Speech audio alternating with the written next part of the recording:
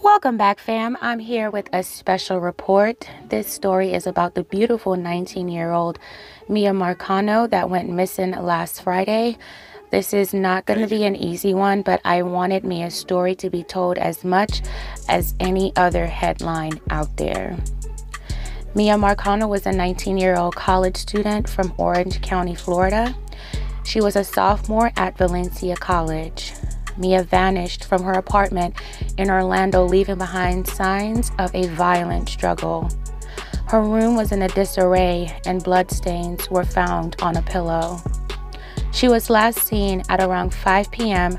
on Friday, September 24, 2021, at the Arden Villas Apartments near University Boulevard and Roos Road in Orlando, where she lives and works in the building's leasing office. Miya had worked her regular 9 to 5 p.m. shift at the leasing office, according to investigators.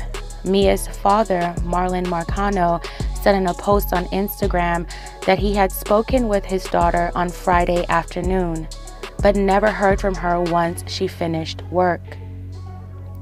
At around 4:30 p.m., 30 minutes before her shift ended, a maintenance master key fob was used to enter her apartment.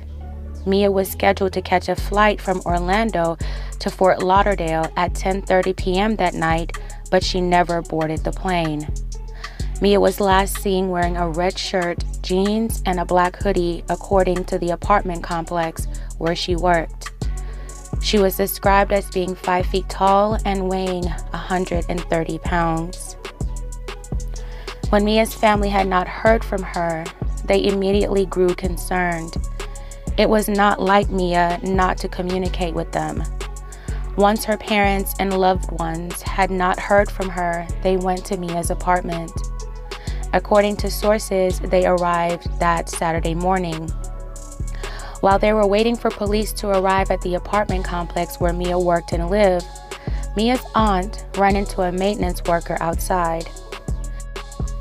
His name was Armando Manuel Caballero, a 27-year-old maintenance worker at the complex. According to police, Caballero had repeatedly expressed a romantic interest in Miya prior to her disappearance, unwanted advances that were routinely rebuffed by Miya. Caballero was also known to be in possession of the master key fob that was used to enter Miya's apartment at 4:30 p.m. on Friday, September 24th. Miya's aunt and family members explained the encounter with Caballero as weird. She said he was trying to leave. His lights were off. He said, "Are you looking for Miya?" She asked him, "Who are you?" He responded, "The maintenance guy. I heard you were looking for me," Miya's aunt said. Miya's aunt said that she didn't know who this guy was at the time. Miya's father also approached Caballero and asked if he'd been in contact with his daughter. Miya's cousin said that the maintenance worker was acting skittish and seemed quite nervous. This was weird because the news of Miya's disappearance had not gone public yet. Armando Caballero was a person of interest. Authorities issued an arrest warrant for Armando for burglary related to him entering Miya's apartment without permission. By the time police and Miya's family held a press conference on Monday, September 27th, pleading for the public's help to locate Miya, he was found dead of an apparent suicide. Miya's cousin told reporters that Caballero was obsessed and infatuated with Miya and was constantly texting despite Miya making it clear she wasn't romantically interested in him. Miya's cousin said that a couple of her friends reached out to her as they were on their way to Orlando to find her. She said they mentioned there was a male maintenance worker at her building that had been making her feel uncomfortable. Her cousin went on to say that Miya never shared any of Caballero's messages with her directly, nor did Miya speak of any acts of behavior that made her feel uncomfortable. but she said that Miya did share some with her 2 friends who reached out to her, and they shared the messages with the police. A disturbing call to police dispatch revealed how his lifeless body was found hanging in a maintenance garage at an apartment complex by an unnamed woman who told police, "We have a suicide on the property." The woman can be heard telling police the address and that the body was in one of their garages where they store paint. "He's dead, right?" she can be heard saying before the 911 call ends. Video footage surfaced that seems to show Caballero taking gloves, a pink blanket, and a black backpack out of his car before walking into a building. The video also captured the license plate of the car, and it matched the plate of the car towed away from Caballero's apartment on Monday. Miya's family is enraged by Caballero's alleged suicide. They said he took the cowardly way out. He left them with so many unanswered questions that may go forever unanswered, her cousin said. As the search for Miya continued, the FBI was called in to assist local officials. 60 detectives were on the case.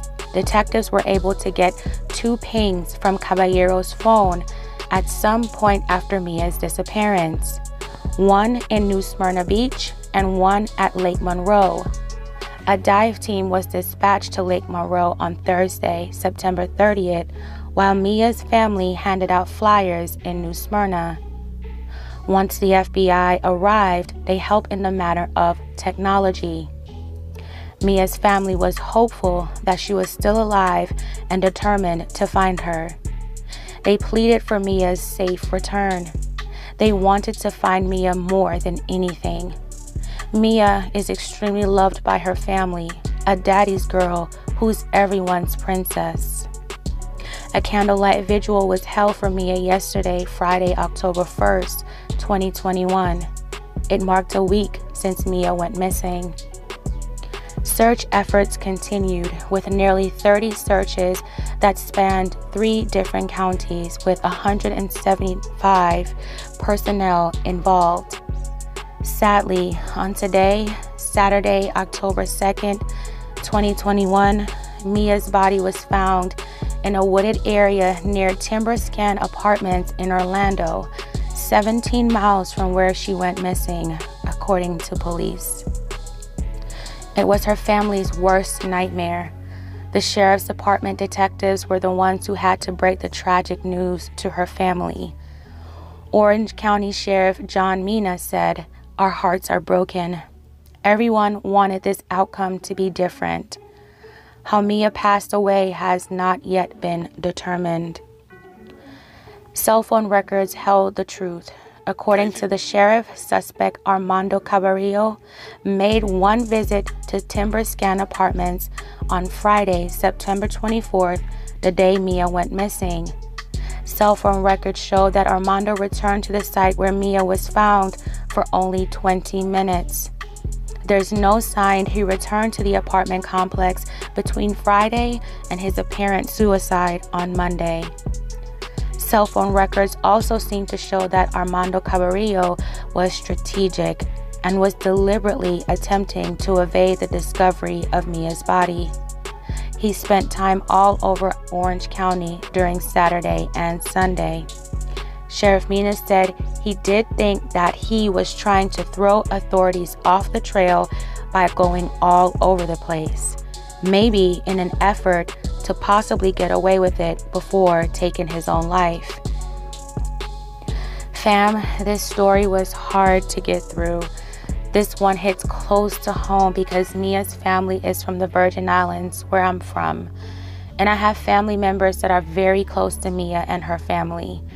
It took me days to get through this because I just kept hoping that Miya would be found alive. I just didn't want to believe that Miya, beautiful, sweet Miya, would not come home. I know this is not the ending that Miya's loved ones hope for, but maybe now they can have some type of closure. My sincerest and deepest condolences to Miya's family extended family, and friends. She was so loved by everyone she knew. Miya, baby girl, may you rest in eternal peace with our Heavenly Father. Thank you guys so much for tuning in to this special report. I invite you to like, comment, share, and subscribe. This is your girl, Mrs. Tony 2 Times, and I'm out.